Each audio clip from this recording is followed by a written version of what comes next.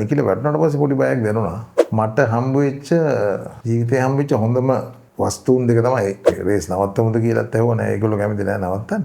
අපි ඒ කාලේ පදිනකොට අපිට ස්ටයිල් එකක්වත් අපිට නෑනේ. අපි රාලා අයියාගේ කොට මේ අපි වයසේ විතර තව කොල්ලෝ දෙන්නෙකුත් ඉන්නවනේ අයියා. අපි ඒ දෙන්න ගැන කතා කරමු කොහොමද මේ තාත්තා විදියට දැන් ඒ දෙන්නව දකින්නේ කොහොමද?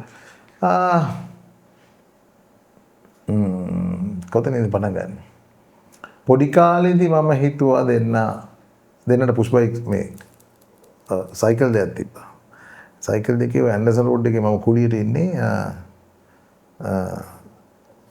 පිටිපස්ස වීලි යල්ලනවා බැක් වීලි ගහනවා. ඉතින් මම හිතුවා නේ ගොල්ලෝ රෝඩ් එන්නේ නැති පදින එකක් නැහැ මේගොල්ලෝ රේස් පදින එකක් නැහැ කියලා. ටික රේස් බලන්න පටන් ගත්තා. පන්නල රේස් බලන්න ගියා. ඊට පස්සේ එකපාරට කිව්වා තාත්තේ පදින්න ඕනේ කියලා. මට හම්බ වෙච්ච ජීවිතේ හම්බ වෙච්ච හොඳම වස්තුන් දෙක තමයි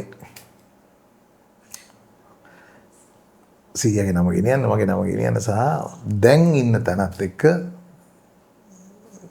උඩම තලයේ දැන් ඉන්නේ නිකිල පත්තරගේ විනෝල පත්තරගේ බ්‍රදර්ස් රේසිං හිමිකාරයෝ දෙන්න බොහොම සතුටුයි දෙන්න ගැන. තාත්තා විදියට දැන් රයිඩර් කෙනෙක් විදියට ගත්තාම එන්න තාත්තා විදියට පුතාලා දෙන්න ගැන මොන වගේ එකක් තියෙන්නේ?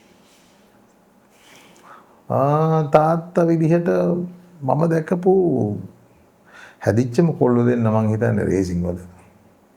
බයක් දෙන්න නැද්ද කවදාවත්? නෑ බයයි ඇත්තටම බය නිකිලගේ පසුගිය වසරකට දෙකකට ඉස්සෙල්ලා වැටිලා 150 වින්ට් එකේ මේ ටෙන්ඩර් එක කැඩලා දැන් යාගේ ඇඟිල්ල පොඩ්ඩක් වැඩ කරන්නේත් නෑ. දැන් ඒකට බේත් කරනවා ඇත්තටම මේ ඒකෙන් පස්සේ නා චුට්ටක් මම මේ රේස් නවත්තමුද කියලාත් ඇහුවා නෑ. ඒගොල්ලෝ කැමති නෑ නවත්තන්න.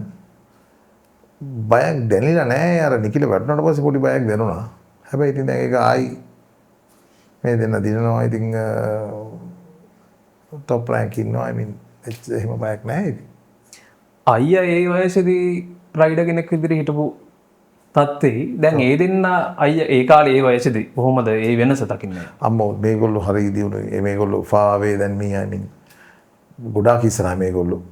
අපි ඒ කාලේ පදිනකොට අපිට ස්ටයිල් එකක්වත් අපිට නැහැනේ. අපි ඔහෙ නිකන් බයිසිකල් උඩින් පදිනවා. මේගොල්ලෝ ඉගෙනගෙන මේගොල්ලෝ ඒ ගැන අධ්‍යයනය කරලා මේගොල්ලෝ අපිට වැඩි ගොඩාක් ඉස්සරහා ඉන්නේ.